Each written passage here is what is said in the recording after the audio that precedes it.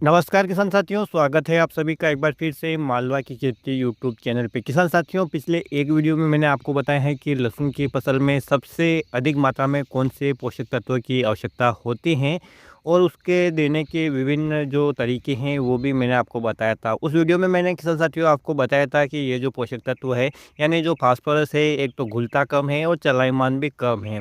यानी कि इसके पेड़ नहीं होते हैं, यूँ कह सकते हैं कि जहाँ पे डाला वहीं पे रह जाता है। तो किसान साथियों, आज के इस वीडियो में मैं बताने वाला हूं कि इस पोषक तत्व को आप चलायमान कैसे बना सकते हैं और गतिमान कैसे बना सकते हैं, घोल कैसे सकते हैं, वो भी कम खर्चे में। और इससे जो किसान साथियों फ़ायदा ये होगा कि इस पोषक तत्वों का पूरा उपयोग आपकी फसल कर पाएगी। साथ ही इस पोषक तत्वों की पूर्ति करने के लिए जो भी आप खाद डालते हैं, उनकी जो मात्रा है, वो काफ़ी कम हो जाएगी। मैं पूरी तरह से तो नहीं कह सकता कि हाँ, आपकी मात्रा आधी हो जाएगी, लेकिन 20 से 30% उस खाद की मात्रा आपकी कम हो जाएगी। तो चलिए जान लेते हैं कि वो कौन से तरीके हैं, वो कौन-सी चीज़ें हैं जिनका प्रयोग करके हम इस पोषक तत्वों की उपलब्धता हमारी फसल को बढ़ा सकते हैं, साथ ही हमारा जो उत्पादन है वो बढ़ा सकते हैं, उसकी क्वालिटी है वो बढ़ा सकते हैं। तो पूरी जानकारी के लिए आप वीडियो को आखिर तक ज़रूर देखिएगा। सबसे पहले बात कर लेते हैं किसान साथियों, माइकोराज़ा। इसके बारे में आपने ज़रूर सुना होगा, आप भी इसका प्रयोग करते होंगे, लहसुन की बेसल डोज़ में करते होंगे या निंदाई गुड़ाई करते समय करते होंगे। बहुत सारे किसान भाई करते हैं, विभिन्न प्रकार की फसलों में करते हैं, अलग-अलग कंपनियों के अलग-अलग रेट में उपलब्ध हैं। किसान साथियों, लेकिन माइक्रोराज़ा का प्रयोग करते समय कुछ सावधानियों की ज़रूरत है। यदि आप इसे प्रयोग करते हैं और सावधानियाँ नहीं रखते हैं, तो इसका जो रिज़ल्ट है वो ज़ीरो हो जाता है। भले ही आप इसे एक फर्टिलाइज़र के रूप में प्रयोग करें, लेकिन ये वास्तव में होता है एक फंगस, और वो भी ज़िंदा। किसान साथियों, यदि आप खेत में डाल रहे हैं उसे, तो वो उस समय ज़िंदा होना चाहिए। साथ ही उसे अनुकूल परिस्थितियाँ होनी चाहिए कि वो आपके खेत में कॉलोनी बना सके, फैल सके। कहने का मतलब है किसान साथियों, यदि आप एक्सपायरी डेट का जो माइक्रोराज़ा ले आते हैं, तो वो भी आपके खेत में काम कुछ नहीं करेगा। साथ ही किसान साथियों, इसकी कॉलोनियाँ विकसित करने के लिए इसे एक अनुकूल जो है ये वातावरण वो चाहिए। एक तो सबसे पहली बात, इसके साथ किसी भी रासायनिक फंगिसाइड को आप युक्त या मिश्रित नहीं कर सकते हैं, या जब भी आप अपने खेत में माइक्रोराज़ा डाल रहे हैं, तो अलग रूप से भी आप कोई भी रासायनिक फंगिसाइड ना डालें, क्योंकि रासायनिक फंगिसाइड के संपर्क में आने से ही किसान साथियों, ये जो मित्र फंगस है माइक्रोराज़ा, ये पूरी तरह से समाप्त हो जाएगी। लागत तो आपकी बढ़ गई, लेकिन आपको जो रिज़ल्ट है वो ज़ीरो आएगा। माइक्रोराज़ा का काम ये होता है किसान साथियों कि ये आपकी फसल की जो जड़ें हैं, उनसे सहजीवी संबंध बनाता है। और जो फास्फोरस जो अघुलनशील अवस्था में है उसको घोलता है, और जहाँ पर भी घुलनशील अवस्था में फास्फोरस पड़ा है वहाँ से लाकर आपकी फसल की जड़ों तक पहुँचाता है। बीच में ये मध्यस्थ का काम करता है, तो ये फोकट में नहीं करता है, ये भी बदले से कार्बन लेता है। लेकिन सबसे बड़ी बात किसान साथियों, बदले में ये पौधे से जो खुराक लेता है उससे हमारी फसल को कोई नुकसान नहीं होता है। थोड़ी-सी खुराक लेता है, कोई नुकसान नहीं होता है, और बदले में फ़ायदा ये करता है किसान साथियों कि जहाँ पर भी घुलनशील पोषक तत्व है, चाहे वो किसी भी प्रकार का हो, ना कि फास्फोरस केवल, चाहे पोटाश हो, चाहे जिंक हो, सभी पोषक तत्वों को आपकी फसल तक पहुँचाने का काम करता है। तो किसान साथियों, ये बहुत ही अच्छा प्रोडक्ट है, लेकिन इसको आप समय पे प्रयोग करें। समय पे प्रयोग करने का मतलब है किसान साथियों, जैसा कि आप जानते हैं कि बाद में विभिन्न प्रकार के फंगिसाइड हम ज़मीन में चलाते हैं। लेकिन माइक्रोराज़ा का प्रयोग करने का एक कायदा है कि जब भी आप इसका प्रयोग कर रहे हैं, तो कम से कम 15 दिन का समय तो अवश्य निकालें कि 15 दिन पहले आपने कोई फंगिसाइड नहीं दिया हो, और 15 दिन बाद तक आप कोई फंगिसाइड नहीं डालें रासायनिक रूप से। तो सबसे पहला तो ये है कि आप इसे बेसल डोज़ में ही डाल दें।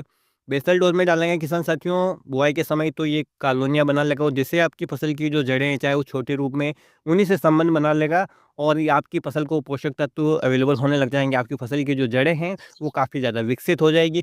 किसी कारणवश किसान साथियों, यदि आप बेसल डोज़ में प्रयोग नहीं कर पाए हैं, तो आप इसे किसान साथियों, जो निंदाई गुड़ाई करते हैं, जब हम कुदाली से लहसुन की फसल की गुड़ाई करते हैं हवाई संचार के लिए, तब उस समय भी आप इसका प्रयोग कर सकते हैं। लेकिन जो शर्तें हैं वो यही रहेगी कि आप इसे किसी रासायनिक फंगिसाइड के साथ इस्तेमाल ना करें।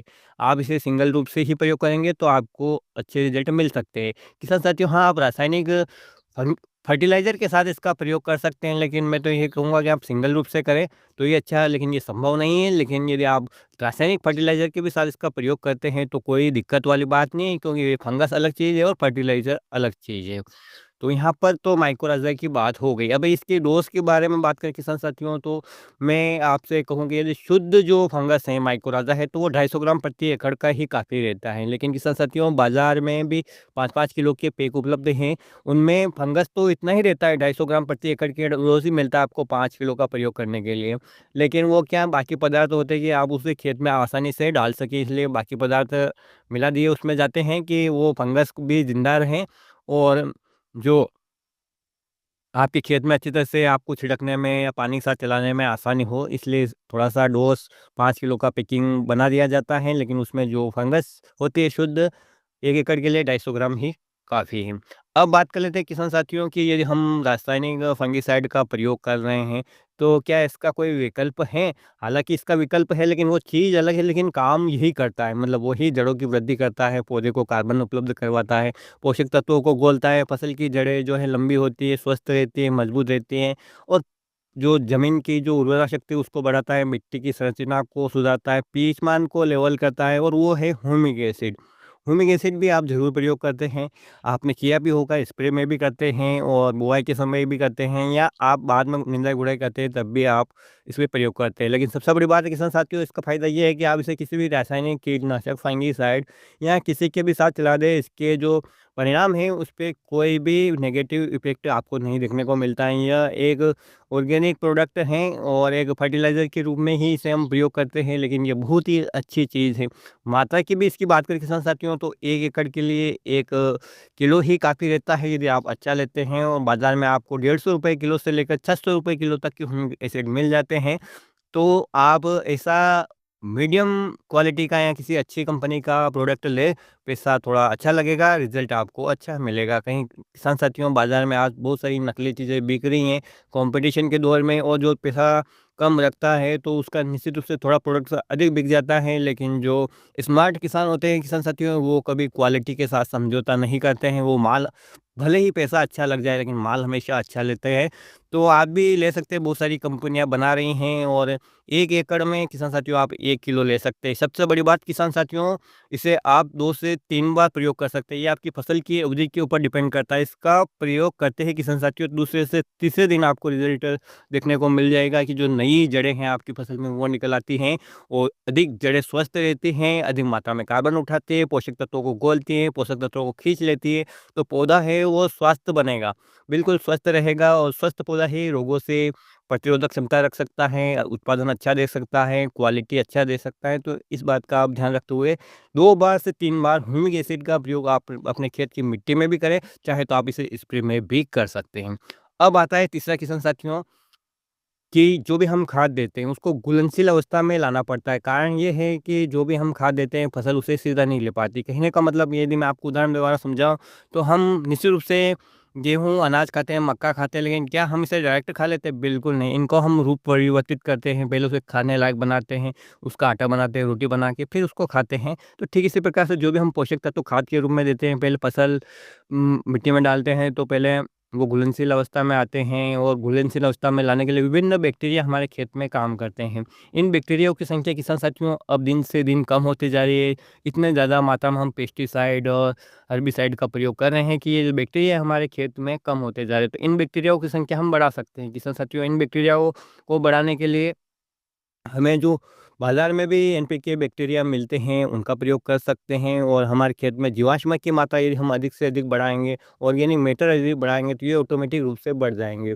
लेकिन आज भी किसान है कि पराली जला देता है, उसकी काफ़ी सारी दिक्कतें हैं, लेकिन वो करे तो क्या करे? तो यदि जब भी फसल को ऑर्गेनिक कार्बन की ज़रूरत होती है, तो जहाँ पर भी आपने देखा होगा कि जहाँ पर भूसे का ढेर है, वहाँ पे भले ही फसल एक बार बैठ जाए, लेकिन बाकी दिनों में वहाँ पर आपकी जो फसल है, बाकी सालों में आपकी फसल है, वहाँ पे घेरे आप उठे हुए देखते हैं कि वहाँ पर ऐसा क्या मिला, तो वहाँ पे ऑर्गेनिक मैटर का रोल होता है, वहाँ पर सूक्ष्म जीवों का रोल होता है। तो किसान साथियों, सूक्ष्म जीवों की संख्या वृद्धि के लिए जैसे कि नाइट्रोजन गोलक बैक्टीरिया, फास्फोरस गोलक बैक्टीरिया, पोटेशियम गोलक बैक्टीरिया, इन मुख्य पोषक तत्वों को घोलने के लिए जो बैक्टीरिया हैं, ये बाज़ार में आपको मिल जाएँगे। अलग-अलग कंपनियों के रेट अलग-अलग हैं। प्रति लीटर की बात करें किसान साथियों, तो ये ₹200 में मिल जाता है, इफ़को कंपनी का एनपीके कंसोर्टिया के नाम से और और भी अलग-अलग कंपनियों के हैं, इनके प्राइस ऊपर-नीचे हो सकते हैं, रिज़ल्ट भी ऊपर-नीचे हो सकते हैं क्योंकि किसान साथियों आज कॉम्पिटिशन का ज़माना है, तो आप भी अपने खेत में इन बैक्टीरिया का प्रयोग अवश्य करें, 2 बार कर लीजिए पूरी फसल अवधि के दौरान। आपकी फसल जब शुरुआत में ग्रो करे उस समय और एक बार मध्य अवस्था में कर लीजिए, आपको 100% रिज़ल्ट मिलेगा। किसान साथियों मैंने भी एक ऑर्गेनिक जो एनपीके बैक्टीरिया है मंगवाया है। आपने वेस्ट डिकम्पोज़र डॉक्टर कृष्णचंदन का नाम अवश्य सुना होगा। उन्होंने भी एक एनपीके बैक्टीरिया बनाए हैं जो मल्टीप्लाई हो सकता है। मैंने भी वो मंगवाया है और जब मैं उसको मल्टीप्लाई करूँगा उसके रिज़ल्ट देखूँगा तो फिर मैं आपको बताऊँगा कि उसके रिज़ल्ट कैसे रहे। बाकी जो बाज़ार के बैक्टीरिया हैं किसान साथियों इनमें मल्टीप्लाई का गुण नहीं है। आपको बार-बार लाकर अपने खेत में चलाना पड़ेगा, स्प्रे करना पड़ेगा। लेकिन यदि आप वो वाला बैक्टीरिया काम करता है जो कि मैंने आपको बताया है, तो फिर उसे हम मल्टीप्लाई कर लेते हैं, तो एक बार की हमारी लागत लगे उसके बाद हमारी सभी फसलों में उम्र भर के लिए हमें वो बैक्टीरिया लाने की ज़रूरत नहीं है। तो किसान साथियों ये 3 ख़ास चीज़ें हैं, एक है माइकोराज़ा, एक है ह्यूमिक एसिड और एक है एनपीके बैक्टीरिया। और भी जो बैक्टीरिया हैं चाहे जिंक, गोलक बैक्टीरिया इनका भी प्रयोग करेंगे तो किसान साथियों आपकी फसल में जो पोषक तत्व आपने दिए हैं उनका पूरा का पूरा फ़ायदा मिल पाएगा। आपने डाला खेत में 50 किलो मान लो और वो घुल के आया किसान साथियों 40 किलो, 10 किलो मान लो पड़ा रह गया, तो उस 10 किलो का आपको फ़ायदा नहीं होगा। अगली बार आप डालेंगे तो फिर 50 किलो डालेंगे। तो जब किसान साथियों आपकी फसल में इन बैक्टीरिया को आप प्रयोग कर लेते हैं, तो जो 10 किलो एक्स्ट्रा है, पड़ा है हमारे खेत में वो घुल जाएगा और हमें अगली बार 10 किलो कम डालना पड़ेगा। ऐसा इनका रिज़ल्ट है, फसल को तुरंत अवेलेबल हो जाता है, खाद की मात्रा है वो कम हो जाती है, रिज़ल्ट हमें शानदार मिलते हैं। सबसे बड़ी बात ये जो तीनों प्रोडक्ट हैं किसान साथियों ऑर्गेनिक हैं, किसी भी प्रकार से हमारी खेत की मिट्टी को ख़राब नहीं करते हैं। इनका थोड़ा-सा ऊपर-नीचे डोज़ भी हो जाए तो उस फसल पे कोई नेगेटिव इफ़ेक्ट नहीं पड़ता है। इनका प्रयोग आप ज़रूर करें। माइकोराज़ा का प्रयोग करने का समय निकल चुका है, बुआई के समय या गुड़ाई के समय होता है, लेकिन आप ह्यूमिक एसिड और एनपीके बैक्टीरिया का प्रयोग अभी भी कर सकते हैं अपनी फसल की अवधि के हिसाब से। तो किसान साथियों उम्मीद करूँगा कि इस जानकारी का आपको लाभ अवश्य होगा। ये एक बार आप थोड़े ही क्षेत्र में भले ही इनको अप्लाई करके ज़रूर देखें और रिज़ल्ट कैसे आए हैं, कभी आपने इनका प्रयोग किया है तो कमेंट के माध्यम से बता सकते हैं। जानकारी अच्छी लगी हो तो फ़ॉलो कीजिए। किसी भी प्रकार का खाद, दवाई कुछ भी अपने खेत में फसल पे डालने से पहले कृषि सलाहकार से अवश्य पूछ लीजिए और किसान साथियों प्रैक्टिकल ज़रूर कीजिएगा ताकि आपको रिज़ल्ट मिले या ना मिले। प्रैक्टिकल आपको मिले तो वापस आकर कमेंट कीजिएगा। किसान साथियों रिज़ल्ट आपको अच्छे मिलेंगे पूरी उम्मीद है। फिर मिलते हैं एक नए वीडियो में एक नई जानकारी के साथ। तब तक के लिए ख्याल रखिएगा आप अपना, अपने परिवार का, अपने पशुधन का और अपनी फसलों का। वीडियो देखने के लिए आपका बहुत-बहुत धन्यवाद। जय हिंद, जय जवान, जय किसान।